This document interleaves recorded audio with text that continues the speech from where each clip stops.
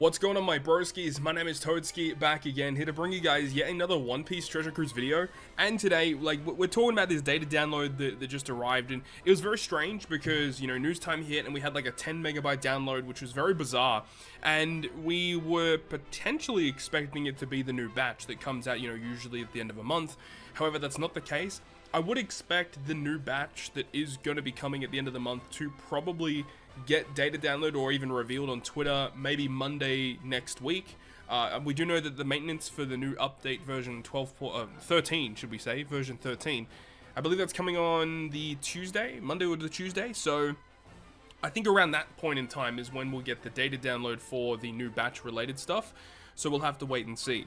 Now, what you're seeing right here is kind of like the bait anniversary banner that comes out right before the anniversary itself.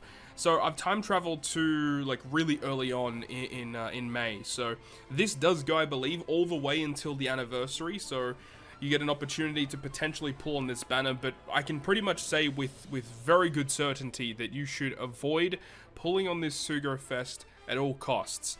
Despite everything that this banner may throw at us in terms of what it could have in terms of Sugo structures, you should avoid this banner because it will feature characters that are pullable essentially on every Sugo Fest moving forward, and there typically isn't much that is that valuable in these banners. You know, there's a lot that you may want to get your hands on, but these are characters that are readily available, more accessible compared to restricted units like anniversary restricted units. Potentially even the anniversary might even have treasure map legends on it as well, considering the anniversary Sugo Fest falls in line with the treasure map Sugo.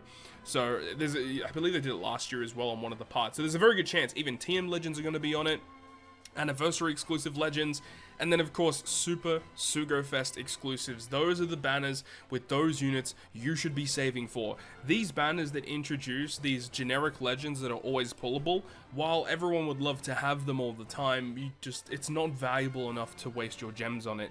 As for this banner though, it does go live on April 23rd, and I believe it does go until the start of the anniversary here. Now this banner is interesting. You can see that in terms of the recommended units, there's only Eustace Kid, V2 Odin, and Kinemon Denjiro. This is interesting. Both Kinemon Denjiro and Odin were the global anniversary characters last year, and then for some reason Super Tandem Kid is one of the highlighted characters. I don't understand the theming here, why they chose these characters to promote the Sugo Fest. Kid's very good, Odin's fine, Kinemon Denjiro doesn't see that much play. It's very strange advertising, I feel, for this Sugo Fest. But the interesting thing about it is the Sugo structure is very enticing, and I think that's where it's going to get a lot of people, because the Sugo steps are very good, and if we had these types of Sugo steps on like normal banners, people would be using their gems a lot more often. But let's go ahead and break this one down. So we've got the discounted multi on the first pull, which is good. Then you've got a guaranteed legend on the second, which is also pretty nice. And then a limited pull legend on the third multi. So you can already see here, they're really just trying to throw stuff at us and see if they can bait people into using their gems right before the big celebratory event of the year, the anniversary Sugo Fest on May 12th. They're really trying to bait people here. The fourth is a guaranteed legend. The fifth, a guaranteed legend. The sixth, another limited pool legend. The seventh is a legend. The eighth is a legend. And then this is the real kicker right here.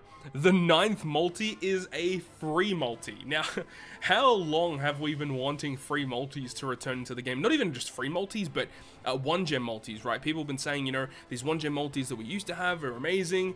But since the changing of Sugo Fest structures, where we only have a limited pool of legends that are even pullable on a banner, they changed it up so they basically don't do one gem multis anymore.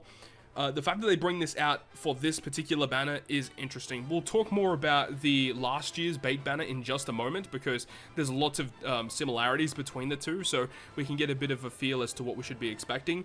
But the free multi on the 9th is going to bait a lot of people for sure, but you got to remember that the legends that are pullable here are just the generic legends. Like, there's nothing special here. So please don't waste your gems on this. The 10th is a super limited pool, which is wild. You got a limited pool on the 13th, limited on the 16th, and then two super limited pools back to back, 19 and 20, and that's it, right?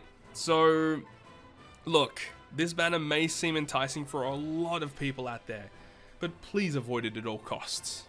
So shout out to my man Captain Pappy, because what you're seeing right here is the anniversary bait banner that we had last year for the 8th anniversary. Oddly enough, they actually split it between 2 parts, with part 1 and part 2. After doing some time travel, I couldn't find a part 2. I didn't go too close to the anniversary date, but I believe I got to like the 6th or the 8th of May, and there wasn't a part 2. So it looks like there might only be one part here. But just look, now, remember last year's anniversary was the Super Tandem Luffy, you had Super Tandem Kaido, Ace Yamato, and the waifus. So this is the characters that they had to bait people into pulling, right? They had the Odin and the Kinemon Denjiro, which were the global anniversary characters last year. So these characters were really, really new, and this actually baited a lot of people into spending some gems, even though I believe these characters were also available on the Anniversary Sugo Fest itself. But you've got Dog and Cat, which were also very new at the time, and people wanted to get them. Robin Jinbei, Usopp and Nami, not the best, but Doflamingo is really good. Like, oh my god, part 1's actually like super good. You got Lucci, you've got King, but then this one has Whitebeard versus Shanks, Corazon, and then obviously these other characters as well, which I believe at this point in time, I don't remember if Level Limit Break was out of the time. I can't remember exactly. I believe it was. So like getting some of these newer these older characters for the new level limit breaks was very exciting. And then of course they did have the limited steps as well. So if we have a look at the steps for the bait banner last year, they had the discount, but you had multiple discounts, 1, 4, and 12. Guaranteed legends, limited pool legends. They had recommended characters as well for their banner artwork, so you guaranteed to get one of the 5 units there, and then the free multi on multi 8 for the 8th anniversary. So it's a very similar structure. If anything, I think this structure actually looks better than the bait banner that we got this year, which is crazy to see. And then of course for the boosted units, the rate boosted rare recruits, like, it's nothing really that amazing. It's just some generic rare recruits that were relatively newer at the time, so like nothing that enticing in all honesty. So if you take this into consideration with what we know that the big Super Sugo Fest is going to be coming soon, and there likely is still going to be a new batch of characters that debuts for the month of May, or the start of May, the end of April. We don't really know what that has in store for us this time around. Last year, before the Anniversary Sugo Fest, the batch that they released was the V3 Marco, the EXP boosting Marco captain, alongside a new legend Big Mom, which is that really bad Big Mom that does the end of turn damage. Terrible unit, really. So it's interesting. We'll have to wait and see what we get this time around, because it could be anything, really. I believe the year prior to that, where we had the introduction of Final Taps with Final Tap Luffy, Law, and Kid, so that batch that came out right before them was Legend Bonnie, and Legend Bonnie was actually a really good unit on release. Didn't see too much play, but we'll have to wait and see. I feel like we will probably be the similar kind of thing. We'll get a batch with interesting mechanics, but it's one of those units that you can just wait to pull on and get them at a later date. It's not going to be that big of an issue. So look, it is up to you at the end of the day how you want to use your rainbow gems, but I would highly advise to conserve your rainbow gems, not only for the Anniversary Sugo Fest, but potentially what could come out after the fact, because usually the batch that comes out right after the anniversary is also very good. They have done that many times in the past. So that is going to wrap it up from me. Thank you so much for watching the video. Let me know your thoughts and opinions about the bait anniversary banner down below in the comment section. Even if they gave us an insane pool of units for the bait banner, that might entice people, but I think probably not. Anyways, that is going to wrap it up for me. Hopefully you enjoyed it. If you guys did, make sure to go ahead and leave a like, and if you want to stay up to date with all the content that I post on my channel, including more One Piece Treasure Cruise content, make sure to hit the subscribe button down below. On that, guys, I'll see you guys within the next video.